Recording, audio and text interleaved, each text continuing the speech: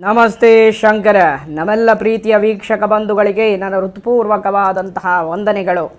ಗೆಳೆಯರೇ, ಇವತ್ತು ನಾನು ನಿಮಗೆ ಶತ್ರು ಸಂಹಾರ ಯಾಗ ತಂತ್ರವನ್ನು ಈ ವಿಡಿಯೋದಲ್ಲಿ ನಾನು ನಿಮಗೆ ತಿಳಿಸ್ಕೊಡ್ತಾ ಇದ್ದೀನಿ.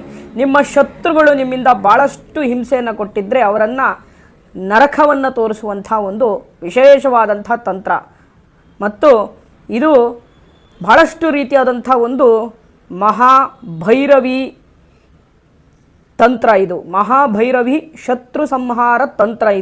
ಇದನ್ನು ಮಾಡಿ ಇದರ ಲಾಭವನ್ನು ಪಡೆದುಕೊಳ್ಳಿ.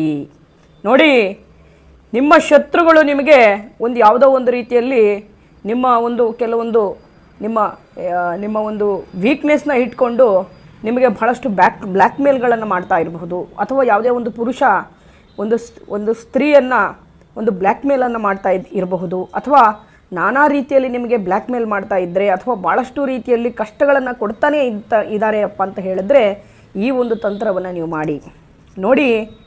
ಅವರಿಂದ ನಿಮಗೆ ಸಾಕಷ್ಟು ನೋವನ್ನು ತಿಂದುಬಿಟ್ಟಿದ್ದೀರ, ಜೀವನವೇ ನರಕವನ್ನು ತೋರಿಸ್ಬಿಟ್ಟಿದ್ರೆ ನೀವು ಅವರಿಗೆ ಈ ಒಂದು ತಂತ್ರದಿಂದ ನರಕವನ್ನು ತೋರಿಸಿ. ಅಥರ್ವಣ ವೇದದಲ್ಲಿ ಸಾಕಷ್ಟು ರೀತಿಯಾದಂಥ ತಂತ್ರವಿದೆ ನೋಡಿ. ಒಂದು ವಾಮಾಚಾರದಲ್ಲಿ ಭಾಳಷ್ಟು ರೀತಿಯಾದಂಥ ತಂತ್ರವಿದೆ. ಮೊದಲು ಶಾಂತಿ ಕರ್ಮ ಬರುತ್ತೆ, ಆಮೇಲೆ ಆಕರ್ಷಣ, ವಿದ್ವೇಷಣ, ವಶೀಕರಣ, ಮೋಹನ, ಸ್ತಂಭನ, ಮರಣ, ಉಚ್ಚಾಟನ, ಈ ರೀತಿಯಾದಂಥ ಪ್ರಯೋಗಗಳು ಬರುತ್ತದೆ. ಇದರಲ್ಲಿ ಉಚ್ಚಾಟನ ಶತ್ರು ಪ್ರಯೋಗಗಳು ಹಾಗೂ ಮರಣ ಪ್ರಯೋಗಗಳು ಕೂಡ ಬರ್ತವೆ ನೋಡಿ. ಈ ಒಂದು ತಂತ್ರಸಾರವನ್ನು ನೀವು ಅಮಾವಾಸ್ಯೆ ದಿನ ರಾತ್ರಿ ಸಮಯದಲ್ಲಿ ಇದನ್ನು ಮಾಡಬೇಕು. ರಾತ್ರಿ ಸಮಯ ಒಂದು 11 ಗಂಟೆ ರಾತ್ರಿ ಮಾಡಿದ್ರೂ ಕೂಡ ಪರವಾಗಿಲ್ಲ. 11 ಗಂಟೆಯಲ್ಲಿ ಮಾಡೋಕ್ಕಾಗಲ್ಲ ಗುರುಗಳೇ ಅಂತ ಹೇಳಿದ್ರೆ 6 ಗಂಟೆಯಿಂದ ಹಿಡಿದು 11 ಗಂಟೆ ಒಳಭಾಗದಲ್ಲಿ ಈ ತಂತ್ರವನ್ನು ನೀವು ಮಾಡಿ. ಓಕೆನಾ? ಇದನ್ನು ಮಾಡಿ ಓಕೆನಾ. ನಿಮ್ಮ ಶತ್ರುವನ್ನು ಕಂಪ್ಲೀಟಾಗಿ ನಿಮಗೆ ಸಂಪೂರ್ಣವಾಗಿ ಅವರನ್ನು ನಿರ್ನಾಮವನ್ನು ಮಾಡಿ. ಇದು ಮಾಡಿ ಮೊದಲು ಏನು ಮಾಡಬೇಕಪ್ಪ ಅಂತ ಹೇಳಿದ್ರೆ ಈ ರೀತಿಯಾದಂಥ ಒಂದು ಮೈದಾ ಹಿಟ್ಟಿನಲ್ಲಿ ಈ ಒಂದು ಗೊಂಬೆಯನ್ನು ತಯಾರು ಮಾಡ್ಕೊಳ್ಳಿ. ಓಕೆನಾ? ಆ ವ್ಯಕ್ತಿಯನ್ನು ನೆನೆಸ್ಕೊಂಡೇ ಒಂದು ಗೊಂಬೆಯನ್ನು ತಯಾರು ಮಾಡ್ಕೊಳ್ಳಿ. ಓಕೆನಾ? ಅದರ ಮೇಲೆ ಸ್ವಲ್ಪ ಪಚ್ಚ ಕರ್ಪೂರ ಹಾಕಿ ಅದರ ಮೇಲೆ ಸ್ವಲ್ಪ ಕುಂಕುಮವನ್ನು ಹಾಕಿದ್ದಾದಮೇಲೆ ಈ ರೀತಿಯಾದಂಥ ಒಂದು ಮಂಡಲವನ್ನು ಬರೆದುಕೊಳ್ಳಿ. ಓಕೆನಾ?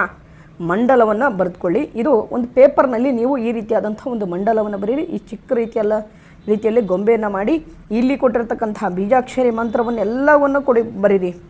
ರಾ ಮತ್ತು ರೌ ಹ ಅನ್ನುವಂಥ ಒಂದು ಬೀಜಾಕ್ಷರಿಯ ಮಂತ್ರ. ಓಕೆನಾ? ಈ ಬರೆದಾದ್ಮೇಲೆ ನಿಮ್ಮ ಶತ್ರುವಿನ ಹೆಸರನ್ನು ಬರೀರಿ. ಅವ್ರ ಫೋಟೋ ಏನಾದರೂ ಇತ್ತು ಅಂದರೆ ಅವ್ರ ಫೋಟೋವನ್ನು ಕೂಡ ಬರೀರಿ. ಅಥವಾ ಅವ್ರ ಬಟ್ಟೆ ಇತ್ತು ಅಂದರೆ ಇನ್ನೂ ಒಳ್ಳೆಯದು, ಇನ್ನೂ ಬೇಗ ಅದು ವರ್ಕೌಟ್ ಆಗುತ್ತೆ. ಓಕೆನಾ? ಇಡಿ. ಅದು ಯಾವುದೂ ಇಲ್ಲ ಅಂದರೆ ಅವ್ರ ಫೋಟೋನಾದರೂ ಇಡಿ, ಅಥವಾ ಅವ್ರ ಫೋಟೋ ಯಾವುದಾದ್ರೂ ಒಂದು ಇಡಿ, ಅಥವಾ ಅವ್ರ ಬಟ್ಟೆ ಇದ್ದರೂ ಕೂಡ ಇಡಿ, ಅಥವಾ ಅವರು ಎಡಗಾಲು ಅಥವಾ ಬಲಗಾಲಿನ ಮಣ್ಣಿನ ಧೂಳಿದ್ರೂ ಕೂಡ ಪರವಾಗಿಲ್ಲ, ಅದು ಕೂಡ ವರ್ಕೌಟ್ ಆಗುತ್ತೆ. ಓಕೆನಾ? ಇದ್ಯಾವುದು ಸಿಗಲಿಲ್ಲ ಗುರುಗಳೇ ಅಂದರೆ ಒಂದು ಫೋಟೋ ಇಟ್ಟರು ಕೂಡ ಸಾಕು. ಓಕೆನಾ? ಈ ಒಂದು ಮಂತ್ರವನ್ನು 108 ಬಾರಿ ಹೇಳಿ. ಓಕೆನಾ? ಪ್ರಾರ್ಥನೆಯನ್ನು ಮಾಡಿ. ಮೊದಲು ಬೀಜಾಕ್ಷರಿ ಮಂತ್ರವನ್ನು ಹೇಳಿಬಿಟ್ಟು ಅವರ ಹೆಸರನ್ನು ಹೇಳ್ಕೊಳ್ಳಿ. ಓಕೆನಾ? ಆ ಹೆಸರನ್ನು ಹೇಳಿಬಿಟ್ಟು 108 ಬಾರಿ ಈ ಒಂದು ಮಂತ್ರವನ್ನು ಹೇಳಿಬಿಟ್ಟು ಈ ಒಂದು ಗೊಂಬೆಯನ್ನು ನೀವು ಇದು ಒಂದು ನಿರ್ಜನ ಪ್ರದೇಶದಲ್ಲಿ ಮಾಡಿ. ಓಕೆನಾ? ಈ ಒಂದು ಕರ್ಪೂರವನ್ನು ಸುಟ್ಟುಬಿಡಿ. ಓಕೆನಾ? ಕರ್ಪೂರವನ್ನು ಆ ವ್ಯಕ್ತಿಯನ್ನು ಸಂಪೂರ್ಣವಾಗಿ ಜೀವನವನ್ನು ನಾಶ ಮಾಡ್ತಾ ಇದ್ದೀನಿ ಅಂತ ಹೇಳಿಬಿಟ್ಟು ನೀವು ಕರ್ಪೂರವನ್ನು ಸುಟ್ಟಿ ಹಿಂದೆ ತಿರುಗಿ ನೋಡದೆ ಬನ್ನಿ. ಈ ರೀತಿಯಲ್ಲಿ ಸಂಪೂರ್ಣವಾಗಿ ಅದನ್ನು ಸುಟ್ಟುಬಿಟ್ಟು ಹಿಂದೆ ತಿರುಗಿ ನೋಡದೆ ಬನ್ನಿ. ಓಕೆನಾ? ಆ ಪೇಪರ್ನೂ ಸಹ ಅಲ್ಲೇ ಬಿಟ್ಟು ಹಿಂದೆ ತಿರುಗಿ ನೋಡದೆ ಬನ್ನಿ ವೀಕ್ಷಕರೇ. ನಿಮ್ಮ ಶತ್ರುಗಳು ಕೆಲವೇ ದಿನದಲ್ಲಿ ಅವರು ನಿರ್ನಾಮ ಆಗ್ತಾರೆ. ಮತ್ತು ಇನ್ನೊಂದೇನಪ್ಪ ಅಂತ ಹೇಳಿದ್ರೆ ಷರತ್ತು, ನೀವು ಯಾವುದೇ ಕಾರಣಕ್ಕೂ ಒಳ್ಳೆಯ ವ್ಯಕ್ತಿಗಳ ಮೇಲೆ ಪ್ರಯೋಗವನ್ನು ಮಾಡಬಾರ್ದು. ಕೆಟ್ಟ ವ್ಯಕ್ತಿಗಳ ಮೇಲೆ ಮಾತ್ರ ಪ್ರಯೋಗ ಮಾಡಬೇಕು. ಒಳ್ಳೆಯ ವ್ಯಕ್ತಿಗಳ ಮೇಲೆ ಮಾಡಿದ್ರೆ ಅದು ಬಹಳಷ್ಟು ವರ್ಕೌಟ್ ಆಗಲ್ಲ. ಹಾಗಾಗಿ ಇದನ್ನು ಮಾಡಿ ಇದರ ಲಾಭವನ್ನು ಪಡೆದುಕೊಳ್ಳಿ.